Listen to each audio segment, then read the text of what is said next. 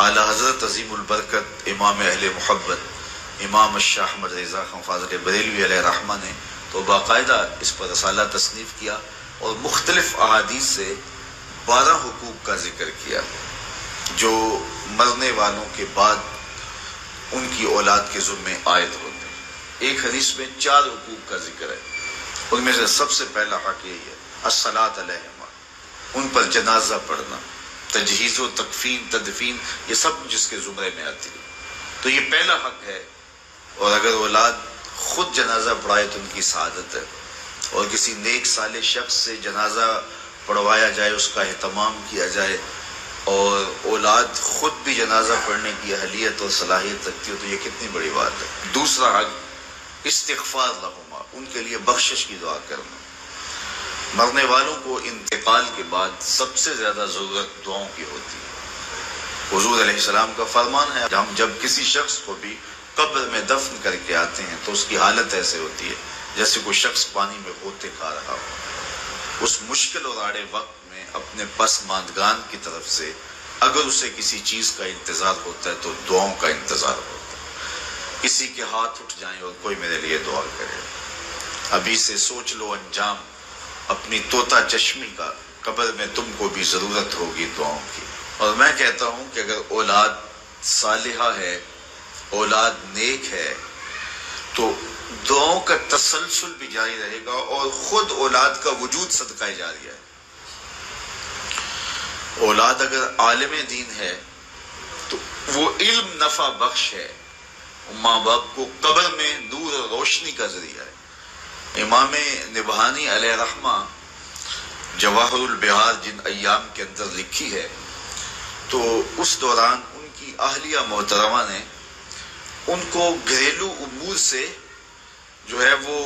اس انداز سے محفوظ رکھا اور اس انداز سے ان کا خیال کیا کہ کوئی بھی گھر کا معاملہ ہوتا تو ان تک نہ پہنچنے دیتی کہ میرا شوہر رسول کریم صلی اللہ علیہ وآلہ وسلم کے فضائل لکھ رہا ہے اور حضور کی عظمتوں پر جو ہے وہ کام کر رہا ہے، اور میں ان کو گھریلو الجھنوں کا شکار کر دوں، یہ نہیں کروں گی۔ تو امام نبہانی نے وہ کتاب مکمل کی۔ اس دوران ان کی اہلیہ نے چونکہ اپنے شوہر کو گھریلو الجھنوں میں مبتلا نہیں ہونے دیا کہ یہ حضور کے دین کا کام کر رہے، تو اس سلے کے اندر امام نبہانی کی زوجہ محترمہ کو 4 مرتبہ حضور کا دیدار نصیب ہوا کہ تو نے میرے خادم دین کے لیے آسانیاں پیدا کی۔ تیسرا حق ماں باپ کا ان کے انتقال کے بعد جو اولاد کے ذمہ ہے وہ ہے ان کے وعدوں کو پورا کرنا۔ اللہ سے وعدہ ہے، کوئی منت مانی ہے ادا نہیں کر سکے، اس کو پورا کیا جائے۔ مخلوق سے کوئی وعدہ تھا، اس وعدے کو پورا جائے۔ کسی کا قرض دینا تھا، اس کو ادا کیا جائے۔ وعدوں کی جو بھی صورتیں ہیں، بلکہ علماء نے لکھا وعدوں کے زمرے میں ان کے معمولات خیر بھی آتے ہیں، یعنی رشتہ داروں میں سے جن غربا کو، عزیزوں ہمسایوں محلے داروں میں سے جن کے ساتھ وہ تعاون کرتے تھے، خاندان کے جن کمزور افراد کے ساتھ وہ تعاون کرتے تھے، تو یہ ان کے حقوق میں سے ہے کہ اولاد بعد میں اس تسلسل کو جاری رکھنے کی کوشش کرے۔ اور چوتھا حق یہ ہے کہ بر الاصدقاء، باپ ہے تو اس کے دوستوں کے ساتھ، ماں ہے تو اس کی سہیلیوں کے ساتھ حسن سلوک کیا جائے۔ چچا باپ کی جگہ پہ ہے، خالہ ماں کی جگہ پہ، تو ان کے انتقال کے بعد وہ رشتہ دار جب گھر آئیں تو ان کو اسی طرح پیار، اسی طرح محبت، اسی طرح عزت اور آبرو ملے،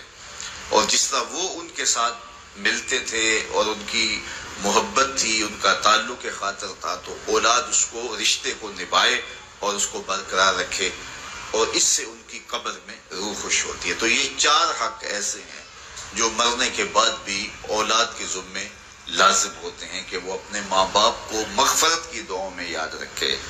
اور ان کے لیے اللہ کے حضور التجائیں کرتے رہے۔